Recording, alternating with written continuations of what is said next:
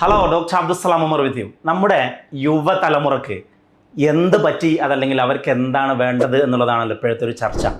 ഈ അടുത്ത് GCCയിൽ ഒരു ബിസിനസ് കോച്ചിങ്ങിന് പോയപ്പോൾ വെൽ എസ്റ്റാബ്ലിഷ്ഡ് ആയിട്ടുള്ള ഒരു ബിസിനസ്മാൻ അദ്ദേഹത്തിൻ്റെ ഏകദേശം 25 വയസ്സായിട്ടുള്ള മോനെയും കൊണ്ടുവന്നിട്ട് വന്നു. അപ്പോൾ അയാൾ പറഞ്ഞു തന്നെ, മോനെ സാറേ എൻ്റെ മോനെ ഒന്ന് റെഡിയാക്കി തരണം. അവനെന്താ പ്രശ്നം?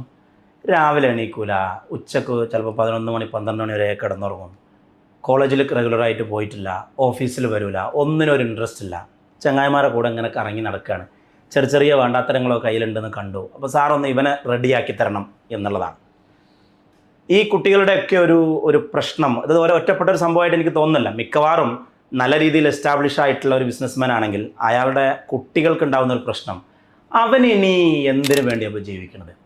ഇപ്പം നമ്മളൊക്കെ കുട്ടികളായിരുന്ന സമയത്ത് നമുക്ക് വീടില്ലായിരുന്നു, അപ്പോൾ വീട് വേണ്ടിയിരുന്നു, സമ്പത്തില്ലായിരുന്നു, കാറില്ലായിരുന്നു, ജീവിതത്തിൽ ഒന്നുമില്ലായിരുന്നു. എല്ലാം സ്ക്രാച്ചിൽ നിന്ന് വേണ്ടി തുടങ്ങി